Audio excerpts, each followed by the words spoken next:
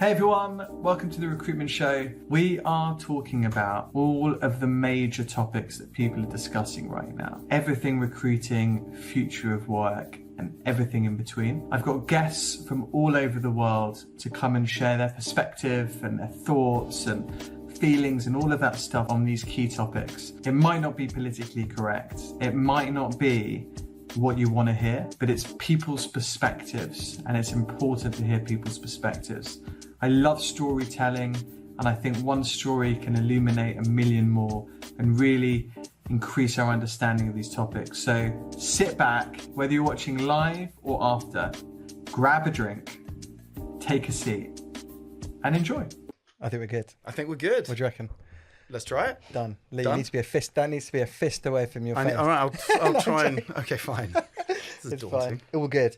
Welcome to the podcast. Thank again. you so much, Lewis. It's lovely to be back for a second time. I'm amazed you've invited me back, but that's the benefits of friendship. You basically don't have a choice. You're one of us. This is true. You're one of a very select few that have come back for a second time. Brilliant. But things have changed a lot since we did last time. yeah, no, they have. They have. And maybe for context as well. Yes. For those that don't know, we've been friends for since way longer than we haven't. Yes, But absolutely. I think Since we were at 16. 15, so 16, that's yeah. now, just coming up to sort of 20 odd years. Yeah. No longer. You 16? wish. Oh, yeah. Do the That takes us maths. to 36. We're 42. We're 40. Well, actually, no. You're 43. Soon to be. I mean, I was taking an average of soon to be. That's my actual age and my emotional age. So I think we can stick with 20 years. Are you still thinking that you're 15? I'm trying not to, but I mean, it's a challenge. It's a challenge. It is, but it was great. I mean, I wanted to just talk like early years. Yes, because you actually had way more influence on me than you might realise about my entrepreneurship and starting business, and we did so many cool things together. We did, which has been my personal journey and yours too. Right, absolutely different, and always by accident for me. When you gave me the notes and the questions, you asked a brilliant one. Which was, were there any things early on in what we were doing that led us to that you could have told we were going to end up as entrepreneurs? I don't think so. At one point I was employed in finance, and I think if it wasn't for the credit crunch in 2009, I do wonder if I'd have still been there. I think, an amount of failure is required to be an entrepreneur. It's like, nothing else is working really well. I may as well go it alone. But in the UK, it's like embarrassing to fail at stuff, isn't it? That like stops a lot of people.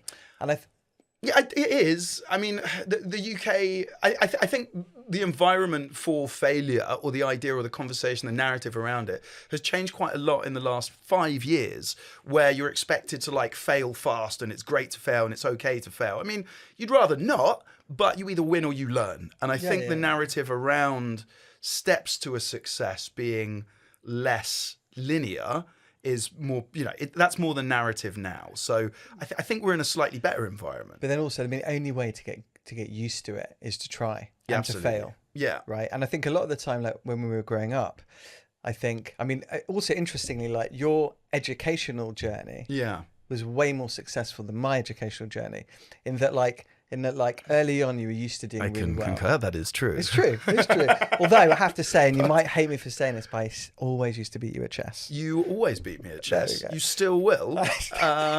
I don't think my concentration was ever quite good enough. No. But I no excuses.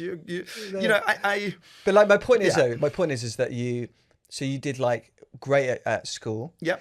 Then you went into to university, science. Yep. You did a PhD. Yep. So you're like, most of your early life was like, you kind of like, it was almost laid out. Like I wasn't sure what else to do. I did well enough at school. I thought mum and dad didn't go to university. They wanted to be proud of their kids' achievements. I was like, I'm going to go to Oxford. I'm going to do that. I'm going to make that the thing. I made it there. It was fine. I did really way better than I expected.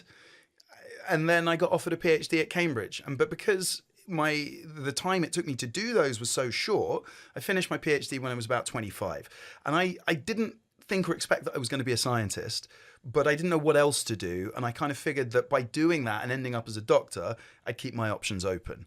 I think you managed to like, you didn't do so well, and so you tried more stuff. Yeah, I tried. And there is a narrative, and it's quite often, it's like, usually people like me work for people like you, right? And I don't mean that in a bad way, but there is this, what I mean by that is, and you hear it a lot, is like, there was a really funny interview with 50 Cent recently. He said, I didn't go to Harvard, but my team did. A lot of my team did. And I think education is a wonderful thing. But a hubris or a blinkering that can kind of come from it doesn't always leave you open to other experiences and that kind of trial and error, because it's really quite dangerous if you're trying to protect a reputation for intelligence instead of effort. And I think that's one of the potential downsides that comes from an Oxbridge type education, is you think of yourself as really smart, and then you're not. You get in the real world, you've never made a deal, you don't know what you're doing, you're going to screw a load of things up. And that takes some humbling, but the real world will do that for you. Yeah, no, 100%. But if you've followed that path, which many do, and then suddenly you're left with, right, what do I actually do now? And you're so used to being told what to do. You're used to also, if you're doing well at school, you're just used to success. Yeah. And the real world isn't like that. Yeah, absolutely. There's just so many knocks and just difficult stuff that doesn't go your way. So I think the education piece, you're right, it doesn't always prepare you for what's to come. I agree, and it's the linearity of it, I think, that's the problem. If you go step by step and your next career path is really obvious, that can work in some professions, but in any, like if you're a doctor, right, you take a series of exams, you become a consultant, etc. It's a more linear path, and that's what my sister did and does brilliantly. I think a lot of entrepreneurs, by accident or by design, get a few knocks, scrapes and bumps, and their landscape moves around them, and it forces you to start from scratch. And only if you're at the bottom of you're standing in a valley, can you pick other hills to climb up. If you're already halfway up a hill, you're probably going to keep going. Yeah. It's less appealing to like go down into that valley where you really don't know all that much of what you're doing and find a new path.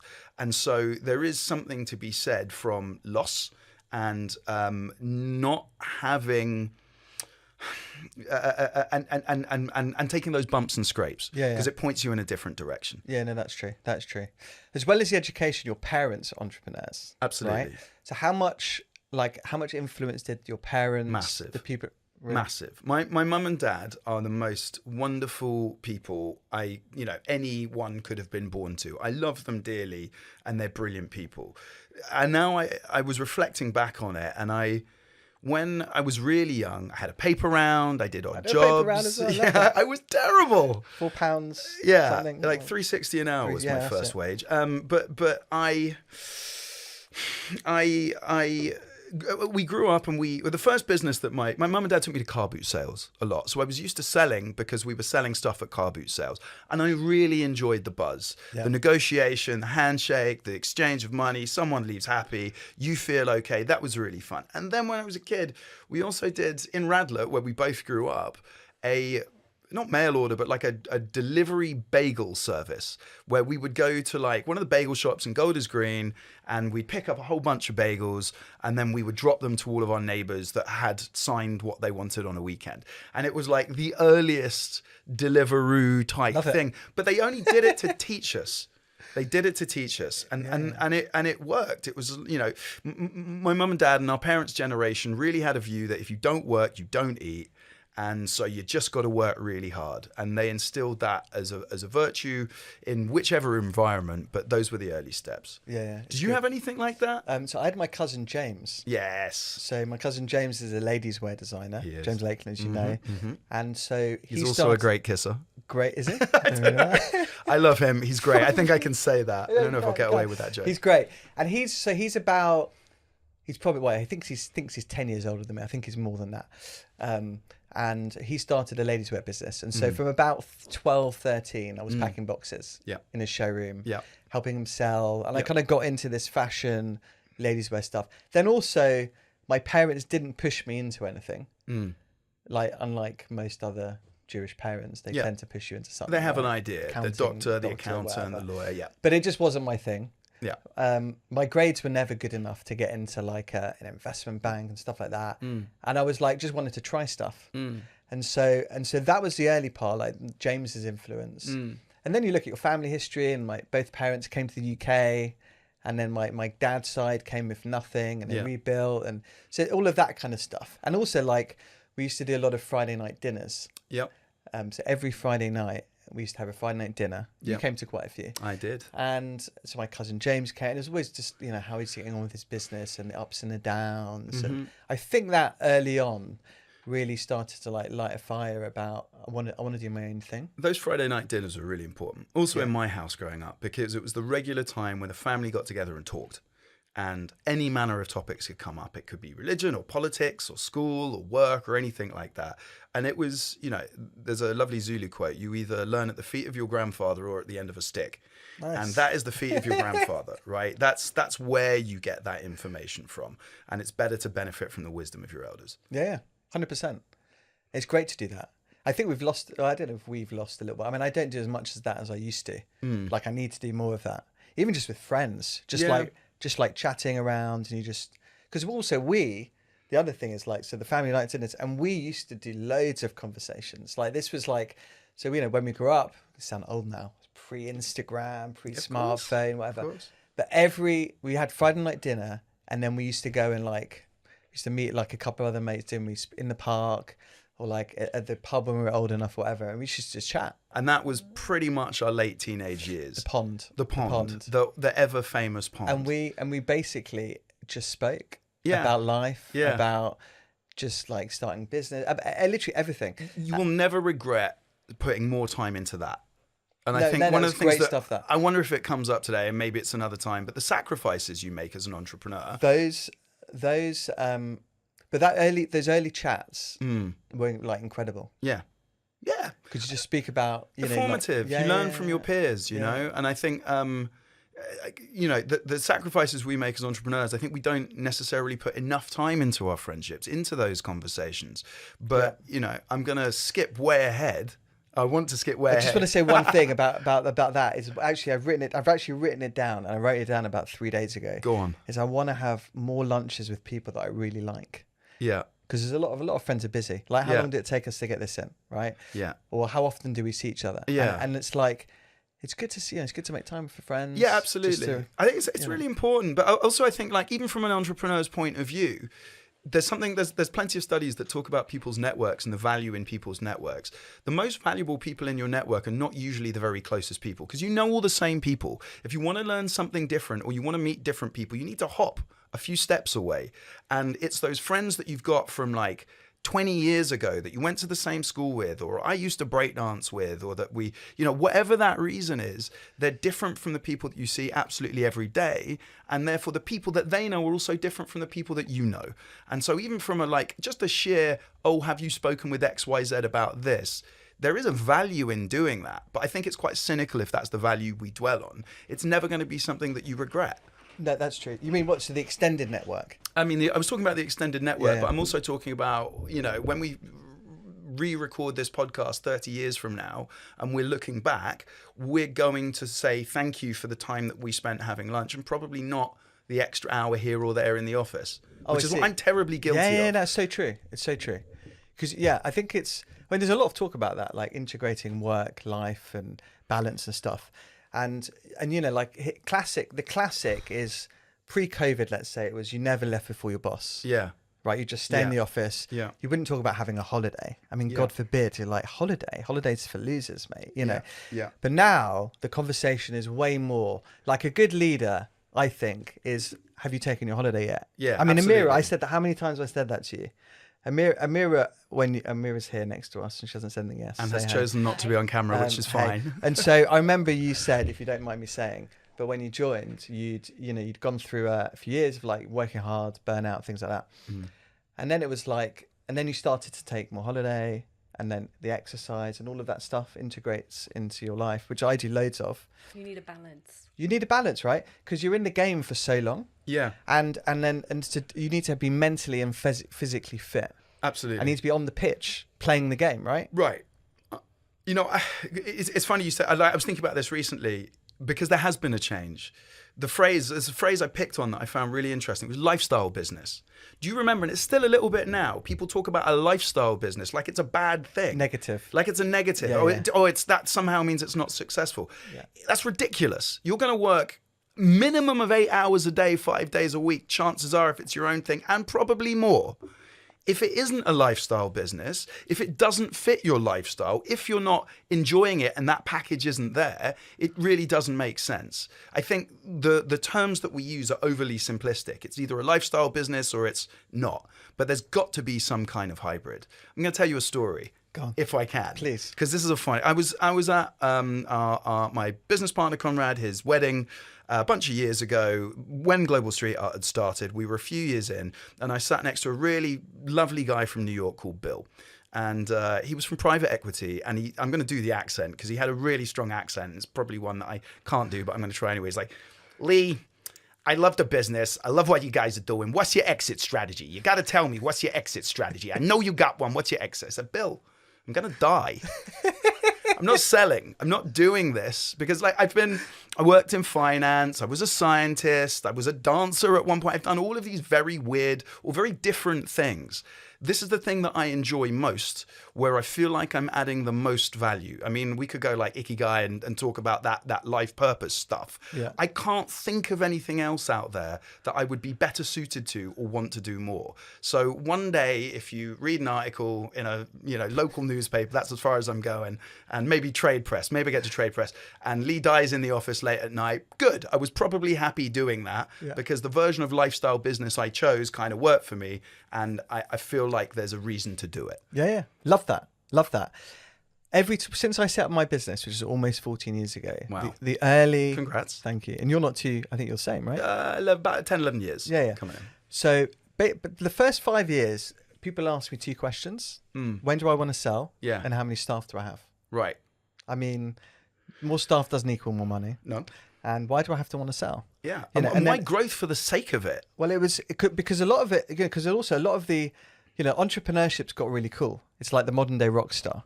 And you see it all over social media. We were talking about it just before the camera came on, right? It is. Let's be honest, it is. It's kind of it's that kind of... It's the age of a celebrity entrepreneur. Celebrity entrepreneur. And influencer entrepreneur. Influencer entrepreneur with all these podcasts and all this kind of stuff, right? Which is fine. But the thing with social media and the thing that a lot of people communicate is because the main entrepreneur rock stars are in tech. Right. And if you think about tech, is they're raising money every 18 months and they don't make any money until they have an event, sell or IPA. Yeah. And so I think that has influenced a lot of people's view on, well, you have to sell to make money.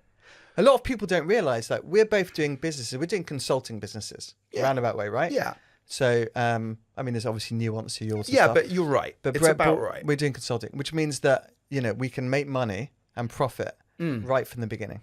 We can keep our costs low. Yeah. We can make money. We can have fun doing it and things like that. So there's many businesses that one can choose to do. You can go and run a coffee shop. It just won't make the cover of a magazine, but that's what people are sort of reading and seeing. It's those rare, huge, unicorn success stories. But VCs won't touch successful smaller businesses sometimes, especially in the tech space, where actually there's a really good, legitimate business model. But unless you can 10x your... you've got that massive ROI. It just doesn't feel sexy. Yeah. But the Buffett quote is always, he generated 95% of his wealth plus in, since he was 50. This idea of get rich slow is probably the appropriate one. Yeah. And I was thinking when you were like, okay, what advice at the end of this podcast do we give entrepreneurs or other people that are on that journey? Well, one of the things that springs to mind is there's a lot of ways. It's way easier to mess up your life and your business than it is to build it and improve it, your life and your business. Yeah. There's lots of ways that people can take a downhill nosedive very quickly. Learning to buffer against that, including, aspects of our own personalities, is something that helps you build over time. Yeah, 100%. A lot of people are in such a rush. And also because of all the influence of stuff and just people talking about it. And you see the rock stars that have made $1 billion by 20 or whatever it was. But I think the average age is 40, someone starting a business. And it takes a while. I always think of it like this, it's a good stat, but I always think of this like Lewis in his 20s, me in my 20s was pretty good. Yeah. Me in my 30s was refining and just learning, building on my 20s. Yeah. Me in my 40s, wow, powerful. I've had my 20s, my 30s and refining all my stuff. me in my 50s is going to be just ridiculous. And God help everyone in my 60s. That's how I like, it's like... It's very seductive, those success stories. Unfortunately, it's like a keeping up with the Joneses, and it makes people feel really terrible that you see people that are, congrats to everyone who's made something of their lives and is still trying, right? And it doesn't matter where you get to, but well done for the effort and the hustle, etc., etc. When you see, you're just bombarded by the massive success stories, it's very easy to forget that you just made it another day. You got up, you went to work, you did the best you could. Pat on the back. That's something in itself, but we don't tend to celebrate that because it just isn't sexy. No, but you should celebrate it in front of the mirror every day to yourself.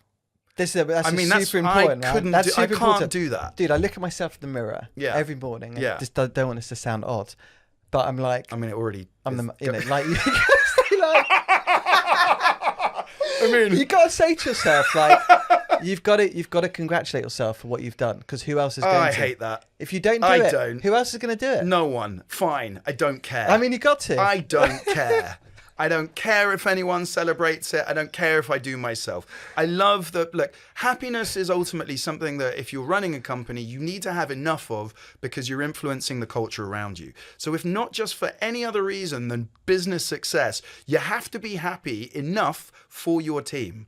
But I'm not inherently a happy person. I'm never rainbows, smiles, and sunshines. I'm just not built that way. I never was. So I guess... okay, on that point then, so there's a lot of folks the same, right? Like, we're all different, but everyone struggles with the mindset thing. Yeah. Right? Absolutely. I mean, maybe you're just not having enough caffeine in the morning. I don't know. but like, we're in our head. Right, absolutely, and so I think there's certain little things that one can do. For God's sake, meditate. Right, you could do meditate. Yeah, and I do, and it helps. And mind state is really important. If you can't change the world, you can change the way you look at the world, how you interpret things. We know that there's habits that make us happier: gratitude, forgiveness, practicing love and compassion. And there are, like, I think some of the listeners will be familiar with, like, the 6-phase meditation. There are ways of meditating that you can improve your mind state, and gratitude is really a big part of that. You do have to take time to do it. But at the end of the day, it depends why you're doing this. If you're driven and that's enough for you, that's enough for you. You don't have to be all smiles.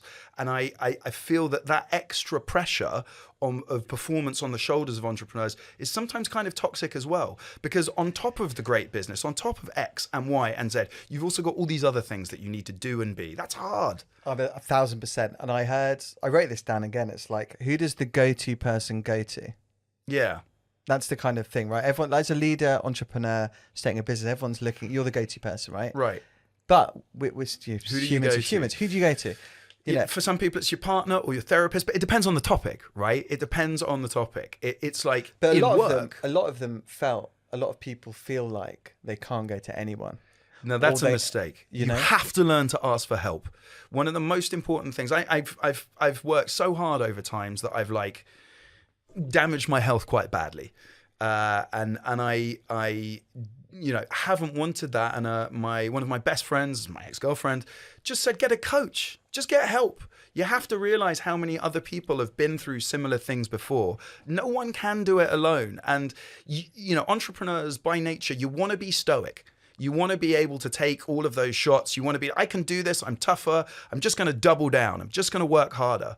And actually, for academics, if you come from an academic background, that's a really common path and a feeling. You're like, well, I can do this. I'm just going to do it harder. Eventually, that has a limit and it stops. You have to get help and development.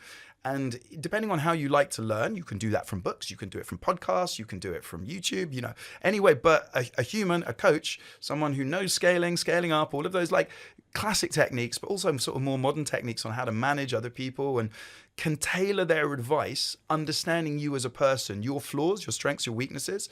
You need that help. You need an impartial third party sometimes to do that. And if that can come from within your organization, great. But for me, it is a third party, and you probably will benefit from some outside help. I have to ask you, you've had coaching before? Yeah. So the journey on that for me is, like, when you set up a business, you can't afford a coach. Right. So for me, it was like, who do I surround myself with? Yeah. One of which is like someone like you, right? Like the amount of times we've spoken about work and challenges and stuff like that. Yeah. Over the years. I'm usually swearing. Right. You're like, God knows what you're saying.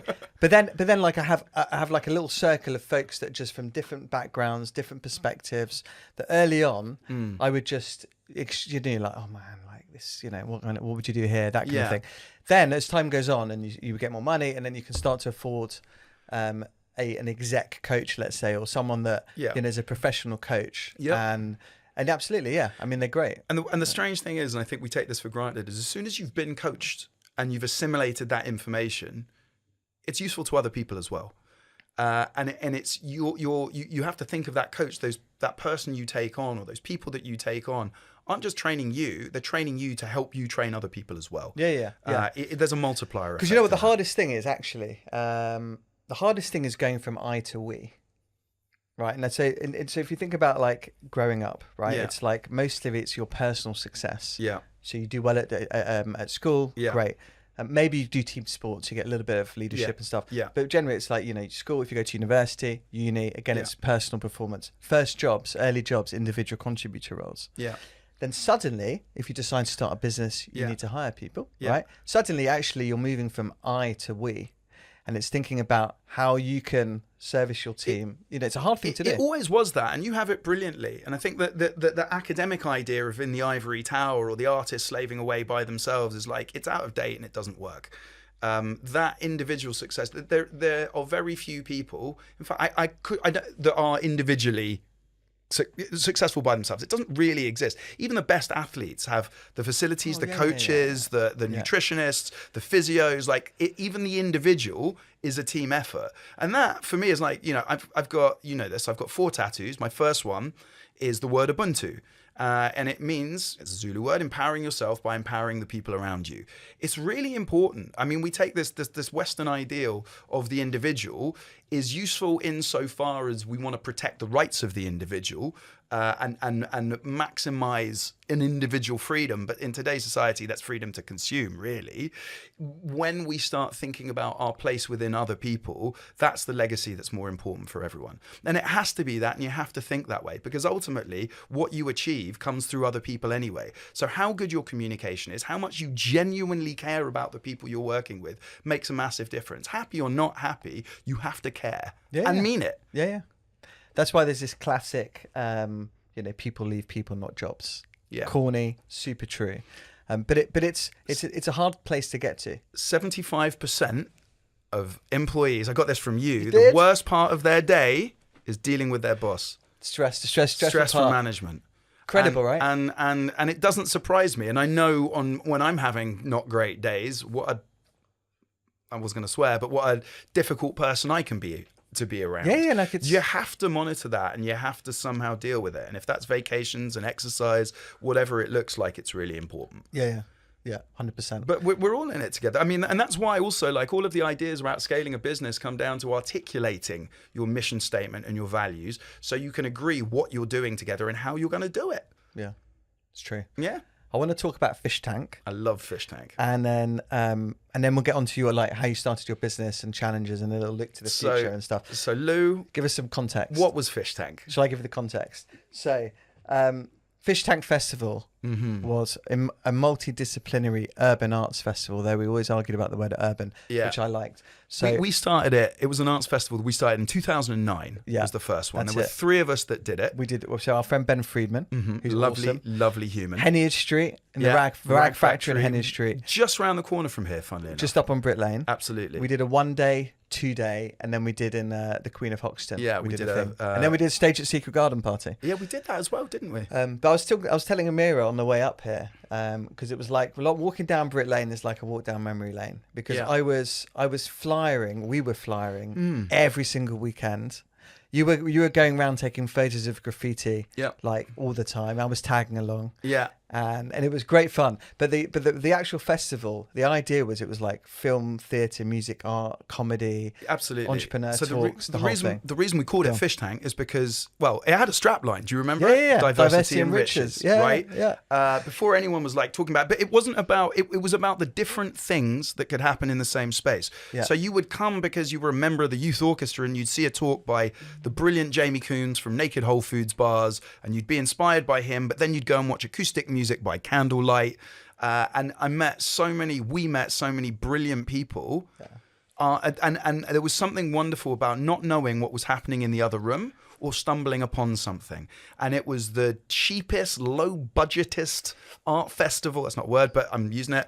Arts festival, but it was wonderful. And not only did it make the Evening Standard, but it made the news. BBC. We were on BBC, or was it ITV? It was one of them. It was BBC, I think. And the wonderful, obviously, Fishtank, lots of different species in one thing, that's right. Clearly. But it just fitted for the time. It was Brick Lane, it was East London. Well, it was like, but also the other thing was our kind of businessy kind of thing was like all of these artists are great at the art, but not great at selling and the networking. So we wanted to expose them to different groups of audience, and I think it worked really well. I mean, I remember why we started it. It was 2009. That was the credit crunch. I knew I was going to be out of a job soon. I don't think I'd ever been fired before. It was really stressful, and I had all this energy, and I needed to release it somehow. So you can't, when I proposed it to you and you were like, yeah, let's do it, you can't, the person that has the ideas is in many ways less important than the person that supports it, because everyone's got loads of ideas, but unless those ideas are supported by that team,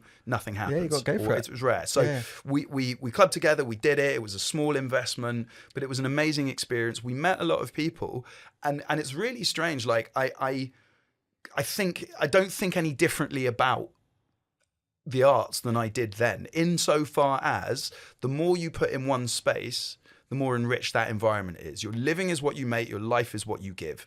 Now today in our 5,500 square foot office, my old breakdance team still trains once a week. You still training?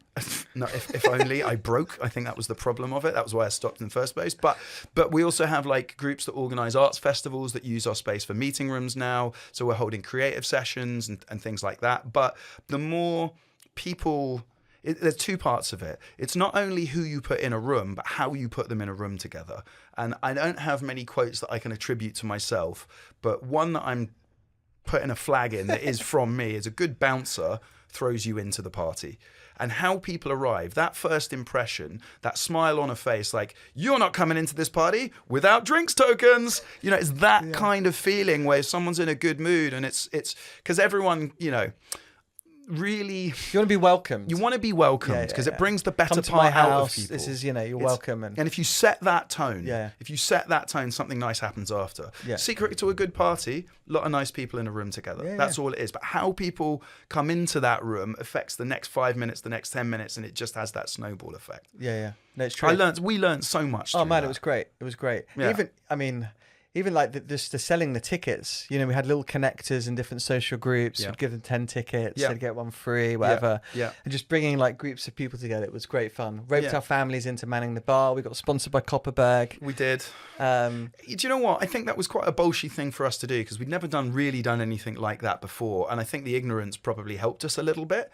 But when it's rolling, and this is always the case for entrepreneurs, they say it's better to beg for forgiveness than ask permission. But by the time people are like, oh, they're actually doing this, people wanted to step in and help because it gains some momentum. People are like, it's like, oh, I haven't done that before. I don't have experience in it. Or, it's also this little nervousness. But suddenly when you've got, because we were both like, just up for it, right? Like, or even if there was a slight hesitance from you, the minute you're like, Lewis, you want to do it? And I'm like, absolutely. You're like, okay, great. Let's go. Yeah. And then Ben as well, Ben Freeman, he was like all over it. And just the three of us with the energy, it just drives you. Because even if you're like, it's fine because someone else has got.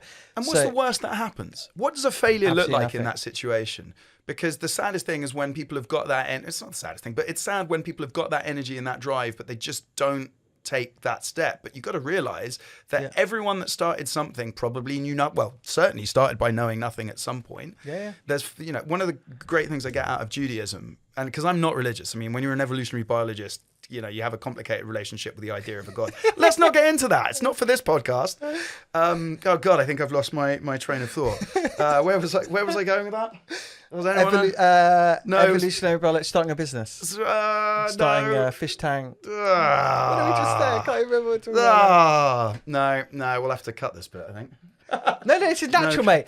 This is, do you know what? This proves your point of like, the point actually was, I think that people don't try enough, or they're not confident enough to start something. I know what I was going to say. Yeah, it's how do you learn when you know nothing? Yeah. That was the point I was going to make, and I'm glad I paused there because it shows that sometimes I forget everything. Yeah, exactly. But when you know nothing, the only thing you can do is bump around in the dark. And then the metaphor is maybe you bump around in the dark and you pick up a candle and you find one candle. You light that candle, you can see a little something, and you keep bumping around in low light until you find another candle and another candle. And then all of a sudden, one by one, you learn from it. And in Judaism, that's called the hidden realm of the hidden, where you don't know anything. And the only thing that you've got to experience is trial and error. And that's why it's really important that people understand and know play and stay playful. Because play is for me, it's another sense. It's how you work with your environment around you to learn from it. Yeah. I think it's really important. That is true. Something we don't talk about. I love that, because people get old way before their time. Yeah. Like way before, and it's so just like enjoying, having some fun. Like, I still think I'm like my mental age is still probably 18. I don't think we changed. I think once you've switched on and you're conscious, that stream of conscious runs till the day you shuffle from this mortal coil, and you just don't necessarily feel much older. But people then take themselves too seriously, or I don't know what it is. It's like you meet some folks. I meet some folks from like that I've known for years, and I'm like, dude, what happened? But who knows what their demons they're facing, right? That's true, I know you know that, right? I know you know that. I guess like one of the things that worries me, but the way that kids play now, we closed all the youth clubs. Kids that are out on bikes on the street get accused by parents or adults of why are you here, etc., treated with suspicion. And more of the way that kids play is digital. And if you're playing digitally, esports, you're it's a legit career choice, which is brilliant and a wonderful thing to do. But it's play within fairly defined limits, because it's the limits of the game in that environment. Yeah. You need to be able to, if one has the opportunity to play in a more free form and unstructured way, you learn in a slightly different way. That trial and error. Yeah. And I think as the digital world slowly envelops us that little bit more each year, we're in danger of losing the value of play or understanding the value of play. It's just different now, though. I mean, if you compare, like, so when we grew up and we're going to the pond and we're just chatting and stuff, and it literally was like 2-3 hours just talking about the world. Yeah. Look at the star, whatever. Yeah. Whereas now it might just be, hey mate, jump on, get the video out. Yeah. You're at your house, I'm at mine, and we play. I mean, it's easy to. This is the thing. It's easy to say like, it was different in our days, or it's worse now. But like, if you're born now, it is what it is, isn't it? It's what it is. It's always going to be different. And I spend a lot of time, because now I'm a collector of a lot of different things. In our basement, we have in our office basement, we have a museum. It's got about 100,000 objects. We've collected so much stuff. This is from the early year car boot sale stuff. Early year car boot sales, eBay, auction houses, charity shops, you name it. We sourced it from somewhere. But that you start to understand through those objects the society that produced those objects, and the changes we've had in things like play and freedom are reflected in some of those things. And I think the world is an amazing place.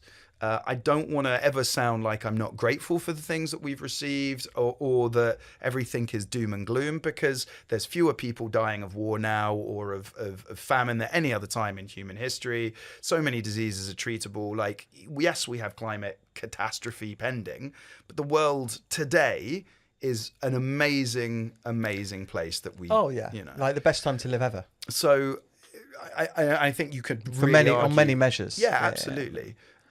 But some of the things that we have lost are freedoms. Some of that's for better and some of that's for worse. There are some freedoms that society probably, I don't know, I'm going to sound quite strange, but, a lot of behaviors that should have been criminalized 30 years ago have been criminalized now. But with a culture that's around kind of complaining, reporting, it's quite British things. I think we do risk losing. Well, we have lost a lot of freedom. So my friends that are 5, 10 years older Freedom than me, in what way? well, like how people would, I'll give you an example, how people would go out raving in the early 90s and everyone was in that together and you would meet people and your vibes, your tribe, that's it. How do people go out and meet people today? Take dating. People very rarely meet today, sometimes shared activities, but largely it's online. That freedom, and so what that's replaced is the idea of speaking to someone in a bar, right? And if you're not practicing what that might look like, or you're not comfortable because you've not done it before, in going up to someone that you just don't know, that skill disappears because that introduction is being channeled digitally. It's not that there's a danger in that, but there is a lost skill in that. And with every new technology, it allows us to develop new skills, but we always then lose other older skills, some of which have got really valuable ways in shaping our brains. I think I did a podcast on this the other week, actually, not yet released, but there's a difference between communication and conversation. What we're having is a conversation now, right? It's being recorded. Yeah. You can't be like, oh, hold on a sec, mate. Oh, Amira, what do you think about how should I answer Lee? We've got to have dialogue. Yeah. Right. Whereas a lot of communication at the moment nowadays, it's on WhatsApp, it's on digital platforms. Absolutely. When I can take a moment and think about how I respond to you. Asynchronous communication. Yeah. So it's different. I think like obviously conversation is part of communication, but conversation is a real skill. Yeah, you have to sit in front of me and actually and have a conversation, and that's the skill maybe that's being lost a little. I think let's pin down what we think that skill is. For me, it's how you build on someone else's point. So in WhatsApp, you're waiting for your turn to talk, right? Or what does that look like? It's an asynchronous communication. There's a pause. Yeah. But if you're giving me a point and I have a chance to respond to it, a real beautiful art in conversation is being inspired by the other person's point, taking it and then responding to that instead of it just being, I'm waiting for my turn to talk. But that takes some training. And unless I sat in a brilliant group of creative people, aging between probably mid-30s to late 60s, a week or so ago, they were planning a festival, planning an event. And watching people respond creatively to the brief, to the theme of the event, how it went round the room. The next person that put their hand up was always like, I love that idea because it inspires this. Not, here was my preconceived idea that I just want to say now anyway. It allowed for the group, by building on each other, to come up with like a really good pool of thoughts that they could then whittle down. Yeah. So they did then whittle down, and that was the second part of it. But the idea of creating this space for thoughts to be built on is something that we don't, to the best of my knowledge, actually train, but it's really useful. We don't train it. For me, the training was our pond. I'll go back to our pond stuff. Like we were having chats, right? Right. And I think nowadays, even on podcasts, I do lots of podcasts, and most people, and I know I sent them to you, but most people want a structure. Lewis, can you send me the questions you're going to ask me, or what's the structure? Yeah. Right. What you've noticed now, and people won't realize this, but I mean, we just flowed. Yeah, we haven't looked at the we flowed, and we've gone, and it's worked really well. But because we're kind of used to having these conversations. Yeah. At school, I don't know, you're not really taught it. Yeah. My kids at school, they stand up and they'll do a thing, but again, very quickly, like my older kid's asking for a phone already. Right. Maybe she'll get one next year or whatever.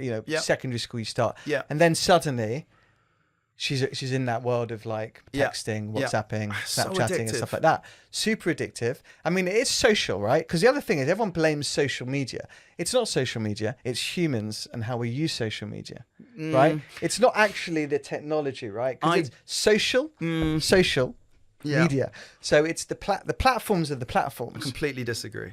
Oh, we'll talk about that. That's why the breadth of conversation. I just can't blame the human though. The human's the problem. No. Like look at I'm going to call it Twitter, but it's really X. Yeah, sure. But that has always been a bit of a cesspit because you can be anonymous. Yep. And you can just be hateful for whatever reason, right? Fine. And Elon Musk's view is, he's for freedom of speech. And so he's opened up some of the controls that Twitter had, and there's more and more hate speech and stuff. But I mean, hey, like there's different things to that. But I think, again, it's the human not the platform. Whereas you look at, say, LinkedIn, for example. We were talking a bit about LinkedIn, weren't we? And people branding and stuff like that. The thing with LinkedIn, which I like, is that by and large the profiles are genuine. Yeah, it's a work profile. It's about your career and Yeah. how you earn money and stuff. And, Yeah. and most of the time, I'd say 99% of the time, the comments that people share on there are thoughtful, well considered, and just like on point by and large. And so I think again, it's a human and how you decide to use these different things. So there is a choice of the individual, but to the extent that you've got multi-billion-dollar tech companies with labs of very intelligent people who understand human behavior really well and know how to reward that dopamine circuit, social media is stronger than you or I. Like, we spend, I think, 25% of under 17-year-olds, this is a recent fact, but spend more than 4 hours a day on TikTok. It's so addictive because there's every new video is another hit. And we know this, but it's been developed by so many geniuses. How is a human, a 16-year-old kid, a 9-year-old daughter, ever going to compete against that? They don't have the tools to be able to resist or to understand what's happening in the background, and that they're the product and it's their attention that is, what's being sold. Attention is currency. Yes. That's what you want. You want eyes on you. Yeah. Right. Absolutely. I completely agree. Right. Like it's stacked to keep you on the platform. Yeah. Like successful social media strategy is to get people looking at your stuff, engaging with your content, wanting more, and I agree with that, all of that stuff, right? But I still think you can, it's down to you as an individual, and maybe it's difficult. I do take that point. But how you manage and organize your life, or you get help, and we talked about all of these things. It's it's having this integrated life. Now, if you dive into, because it's also like you can get quite addicted to things. Absolutely. Like that. You can get addicted to that. You can get addicted to many things. Yeah. And social media is Go on, Amira, talk to us. Talk to us. I was going to say humans need connectivity, and that's the perfect platform for that. It is nowadays. It's like the point that you made before, like going to the bar, no one knows how to make the conversation. Yeah. Everything's online now. And that is the best kind of like hotspot. And that's what I think, I agree with Lewis, is how you use it. Yes, of course, like if you think about it in a company's perspective, they're trying to be competitive, like use my platform more. But at the end of the day, we have that control of what that looks like. Like, if you are a sensible adult, that means like how I'm going to navigate, who am I speaking to? You find your niche, you find your community, you find, it's like you can do so much with it.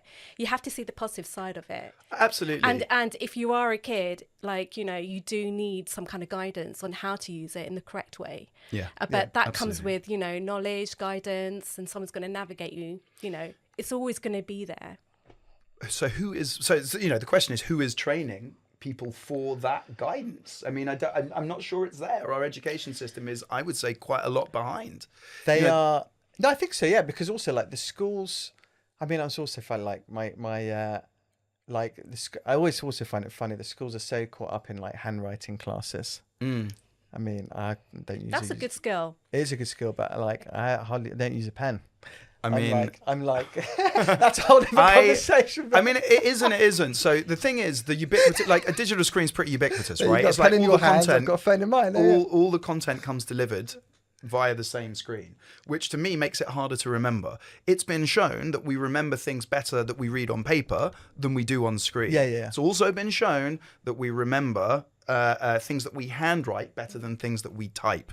And that's to remember, you're like, at the end of the day, we are still human. Yeah. And technology has moved much faster than certainly we have. We've barely moved at all. And I completely agree on the value of human connectivity. I'm not sure that we certainly don't get all of the connectivity we need through social media. Absolutely. Yeah, we need the one-to-one human connection. Yeah.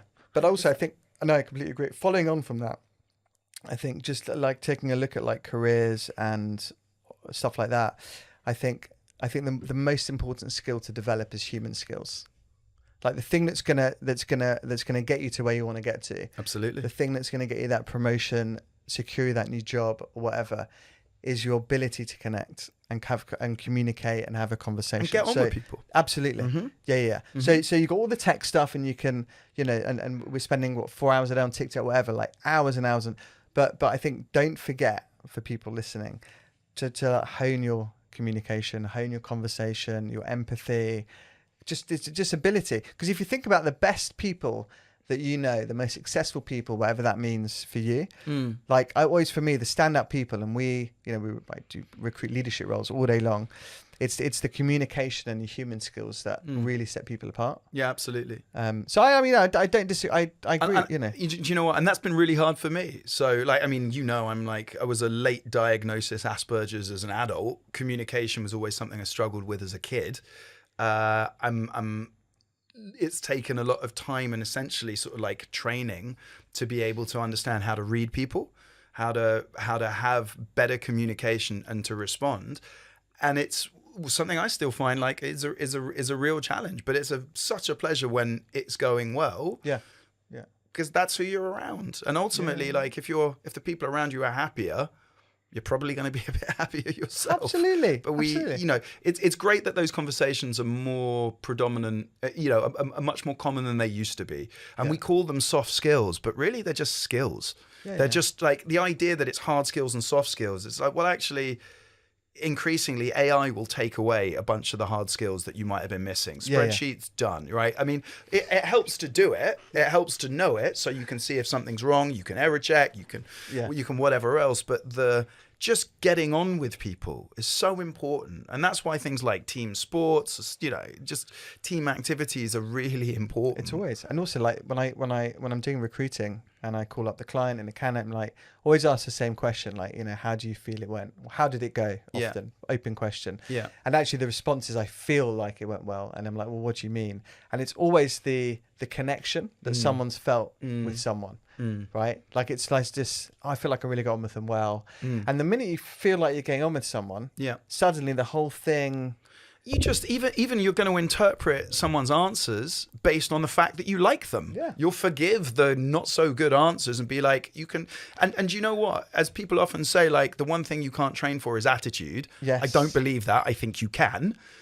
Because you can change someone's states of motivation. You can have transformative events, but it is that attitude, the thing that people really connect with. You can teach those skills, but it's the attitude is not something that you maybe want to take the time to teach when you're bringing someone in. That's the thing that you hope someone's keen to learn. I did a poll on LinkedIn. I'm just going to read you the results. Go on. So the question was, let's say you're in this situation, you have two final candidates. Your interview process is well structured, and the team have agreed on the ratings below. Which would you hire? Would you hire the A+ human with B- skills, or the C- human with A+ skills? Just always hire the nicer person. 84% because the thing is, people, A+ human. The thing is that C- human is going to have an impact on the people around them. And if they're a bit C- and it means that everyone else is only performing, let's say you got a team of 10 and you take in one really bad apple, and they shut down everyone else. You're only getting 50% out of everyone else. That means you've basically lost the equivalent of 5 people because you hired a new one. Yeah, 100%. There's I don't know if you've read the book Multiplier, no. But it puts people on a spectrum between diminisher and multiplier at different times on different days, and it's how do you become the kind of leader that helps get more out of people around you. And it's very easy in our society. There's too many successful autocrats. A lot of our original business management structures were very top down, derived from the army. That kind of structure is just, it works if all that you need someone to do is follow very basic orders. But in the jobs that we have today and the industries that we're in, we want people around us that can think, which independently, and act on it and consult and be collaborative. But if you don't set the right environment and the right tone for that, then you're not going to get the best out of those people. They're not going to get the best out of it. Culture 100%. Is the thing that builds your business. 100%. And it goes back to your party analogy. Yeah. Right? You want the bouncer to throw in the right folks. Yeah. That's you. Yeah. As the leader. Like you're choosing who to invite into your organization. Yeah. And you want to have this like awesome vibe and people, I mean, I can't remember whose quote this was. I'd love to claim it for myself, but it's not mine. But it's like people want to be part of something, not a participant in something. Yeah. So it's your business. They want to feel part. Like they want to feel part of it. Like you're valuable to us. Like we want you here. It's. I value your time. Thank you for spending this portion of your life with us. Yeah. It's a huge commitment. Yeah. When someone is like, yeah, you're paying someone like a salary so they can pay their rent, etc., but they can do that somewhere else, and great people can do it somewhere really else. If you hire that C- person, what tends to happen over time is your A+ people leave. Because what they're going to say is, all right, skills matter here, but values don't anymore. That mission doesn't matter so much anymore. We're not living up to the values that we've set, the mission that we're going for, and your better people start to leave. Yep. It's really important. And I've been, everyone that's had, we're 35 people full time now, and 10 years in, that means we've hired quite a lot more people. And not everyone works out, and it's very hard to test for some of those skills up front. But where someone does bring in that kind of damaging impact on people around them, you just can't keep them. It's not fair on them. It's not fair on you. It's not fair on anyone that they're around, because it's not an environment they're going to flourish in where they're going to be popular and liked. But it's also, more importantly, that everyone else that's there is not going to flourish around that person. Yeah. And you have to be really careful of it, which is why they say, and I don't know if I agree quite like this, but hire slowly, fire quickly, which I think sounds really harsh. And I think if I'd met a manager who said and really believed in that fire quickly view, I would probably find that a bit grating. You've got to give a little time. For anyone listening, it's really difficult. I mean, most people, you end up keeping people a little bit too long or longer than you feel that you should. Yeah. Like I think a lot of entrepreneurs, or like early on in your business, there's always someone that you've hired and you're like, and it's not going to work out. Yeah.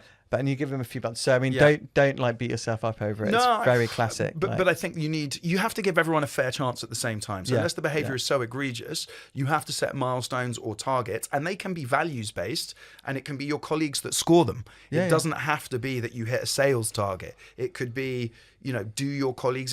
One of the, we do 6 month reviews. Like most people, you hire someone who's 6 months reviews. I stuck in that 6 month review as the very last question. In the next 6 months, how inspired are you to keep working with this person? So after you've done all the skills and everything else, it's a really great question for like, do your colleagues like working with you? And if someone's like, yeah, they were brilliant, they work really hard, they're always on time, but everyone is telling you that they're not enjoying working with that person, that's a big red flag. So, as a very specific piece of advice to an entrepreneur, if you're going to have, or anyone in a company that's in an HR position, if you're doing performance reviews and people are coming to the end of their trial period, ask your colleagues how inspired they are to work with them for the next 6 months. It's so important. It's so important. And it's also really important, not just for assessing that person, but that everyone else has a voice. That we're all in this little company village together, and we're going to try and move forwards together. Everyone has to have an opinion that counts for something. Yeah, true. Amen. Rounding up. What's Global Street Art going to look like in the next year or two? Well, we are opening an office in another country. I don't know if I can announce which one that is yet, but that happens this year. So you're currently all UK, right? Well, actually, this year we've worked in about 10 different countries. Okay, we were in Sweden, in Germany, in France, in the UK, in Mexico, in America. We've got a project coming up in Australia and Brazil. So we do work globally, but we are based here. We do have a brilliant team member, Vida, who works remotely from Lithuania most of the time. And then we have quite a lot of remote working, which is a whole nother podcast in itself, because that comes with a whole bunch of other interesting challenges. But one of the things that what I'm kind of most interested in is human creativity. And it makes sense to hear that coming from someone who essentially, our business, we're media owners, right? So our business is hand-painted advertising. We have 100 different walls around the UK. But it's all human powered. And in an age of AI, which is remarkable and an amazing tool, many amazing tools, I don't want to forget the value of the human or what brought us here. Yeah. So in the last year, we've collected about 100,000 or so different objects. That's a lot, right? 100,000. I mean, I've been collecting for a long time. And we've built a museum in the basement of our Old Street headquarters. When you walk in, it's an explosion of color.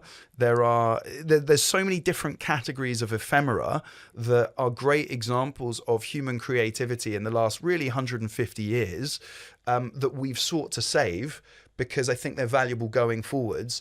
I'll give you an example. Fruit stickers.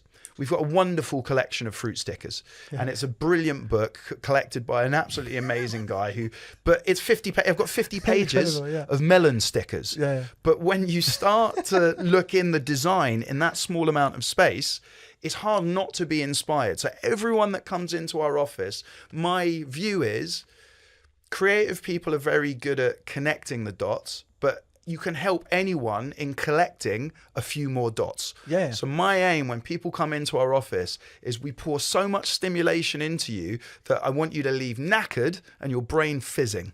And that's kind of what we aim for. So that's new. So boom. That sounds like a lot of good social media content right there. Do you know what? It really is. It's amazing. It's almost like too daunting. We do have 600,000 fans across different social media channels, but because we work with artists every day, we produce so much content. Do you know what the really cool? Yeah, but the cool thing is you're doing some awesome like human stuff, like you're getting people to paint walls, right? Like it's incredible, That's the business. Right? And so like I walk around London, let's say, because I live in London, and I see stuff, and I'm like, Lee's painted that. And my kids are like, paying nothing. Every single the team. But you're right. I know every what you're single saying. wall, my kids are like, Lee painted that. Yeah. So anyway, you do some really cool like proper stuff, and then with social media. What do you mean proper stuff? Like someone is going with paint. Yeah. And it's you're all painting human a wall. powered. Like it's proper, physical. It's a real craft. Yeah, yeah, exactly, right. And that can maybe it's designed using technology, computer, whatever. But now with the social media platforms, you can bring that to so many more people. Yeah, that's the cool thing. And we do. Like I said, we've got over 500,000 fans across different social media platforms. But what I view, I want to start a museum, and I want to start one that outlasts me and us. And by which I mean if there's one thing in the end that would be nice to be recognized for, it would just be recognizing other people. So when we do our retrospective in a few years' time, looking back, is the museum a near? It already exists. Oh, you got it. Okay. So it is the basement. It's there now. Okay, fine. That's the iteration. You come in and there's so much to look at. It's amazing. Yeah. But it needs a building. You want to do a public building. access. Because the value of all of those objects is in how it inspires people moving forwards, how it educates people moving forwards. Because unless a museum recontextualizes its assets, the things it has, it's just not. It's just a bunch of stuff. Yeah. And those objects, without the stories behind it and people being able to take inspiration from it, is severely hampered. So we love bringing people in who know us as a street art company, know us as a mural painting organization, know us for hand painted advertising, any of those things. And they're like, but I thought you guys were global street art. What's all this? I'm like, the key is the human element. Inspiring people inside is what helps them go on to do brilliant things outside. Just as a closing thought, from my side anyway, is like, well, every time you paint a mural out on the public streets, it's seen by thousands of people. If you paint something inspiring, it inspires thousands of people. If you inspire 1,000 artists, they go on to inspire millions of people. Yeah. So that's why we've built it. Love it. When is the museum opening? Like the actual. Do you know the funny thing was I ran out of time. We were going to do open house this year, but I just didn't have time to take those tours. It's open privately for anyone that wants to come and see it. I've been round. You've been round. It's always changing. Yeah. It's always changing, and I think it's changed a lot since you've last been there. Yeah. But it focuses on 3 materials: paper, ceramic, and plastic. And it looks at our relationship with those materials over the last really 150 years, how that's changed and what those materials and those objects tell us about ourselves and the society that produced them. Yeah. Pencil cases. Fascinating. Man, what a great place to end. Boom. Thank you. Thanks, Lou. Thank you so much for watching. Hope you enjoyed it. Please do not forget to subscribe in all the usual places: YouTube, Spotify, Apple Podcasts, anywhere you like to watch or listen to a podcast. Any comments or feedback, please drop us a DM. If you've got anything that you want us to discuss, again, feel free to get in touch.